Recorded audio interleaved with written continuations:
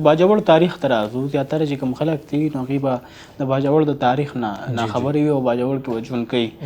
باجوړ ته باجوړ ولې وایي؟ باجوړ ته باجوړ ولې وایي؟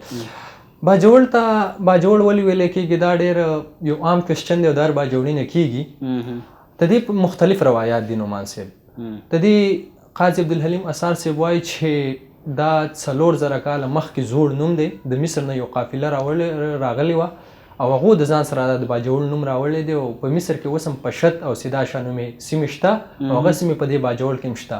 نو یو روایت خو دغه دی. بل روایت دا دی چې باجوړ د باک نه وتی دی، بیا وروسته باج ته په ژبه کې چینج کړی. د وخت د بدلون سره یعنې په نومونو کې چینجز راځي. نو باک د خوش قسمته خلکو وطن ته ویل کېږي. یو روایت ده دی. مولانا خانزي وایي چې په فارسي او په هندي او په نورو ژبو پسې نه ځو. باجوړ سوچه د پښتو لفظ دی. باجوړ باج غلې ته ویل کېږي یا باج داسې ځمکې ته ویل کېږي چې هغه غله ورکوي. او هغه په دې کې یو دوه ډېرې ښکلې خبرې کړي دي. هغه ویلي دي چې ځمکه د مومند وي او اسمان د باجوړي. یو دا ځمکه د مومند وي او اسمان د باجوړي. او بلې دا متل کلی دی چې کو باجوړ نه مخوري بد پرې مه وایه. دې ډېر دا دوه متلونه یې ولې راوړي دي او دا دواړه ټیک هم راځي. نو باجوړ ته باج نه وتی دی او وړه خو ورکړې ته ویال لري. نو دا داسې یو وطن و چې په دې کې به غلې ډېرې زیاتې پیدا کېدلې، نور خلکو ته به یې ورکوله. یعنې بیاج او باج لکه دغه الفاظ دي دغه نه راوتي دي. نو د باجوړ خاوره ډېره زیاته زرخیزه ده.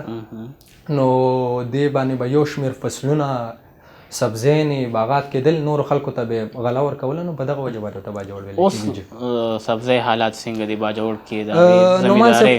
که زه تاسو ته ووایم نو د باجوړ ټوټل رقبه چې کوم ده نو هغه 1290 مربع کیلومتره ده. 1290 د دې نه تقریبا 10,32,280 دړې ځمکه جوړیږي.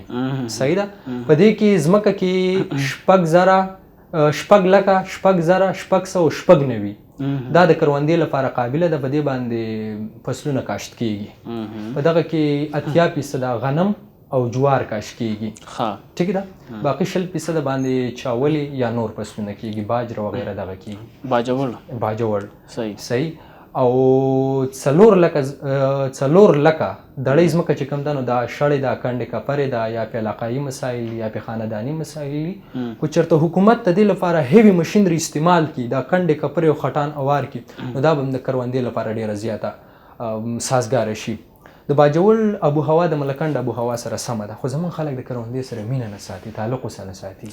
دوی محنت کوي خو په کراچۍ کې کوي، په پنډۍ کې ځان هاریان حساب ساسو باجوړ. جی. نو که دوی یو کس کروندې ته وباسي او په خپلو ځمکو باندې فارمي فصلونه وکړي، فارمي تخمونه وله راوړي، په دې باندې باغونه وکړي، قسمه قسمه سبزیانې پرې ولګوي، نو آیا دا به ترقي نه کوي؟ د باجوړ ځمکه ډېره زیاته زرخیزه ده خو د خلکو ته یې پته نشته دی.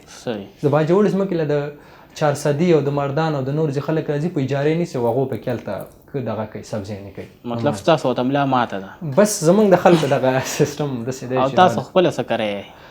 زمونږ خو غنم کرو. غنم او جوار. پور چې د ګنو خېږي نو ګني مني پکې نه کوئ؟ نه ګني تاسو دلته نه اورئ؟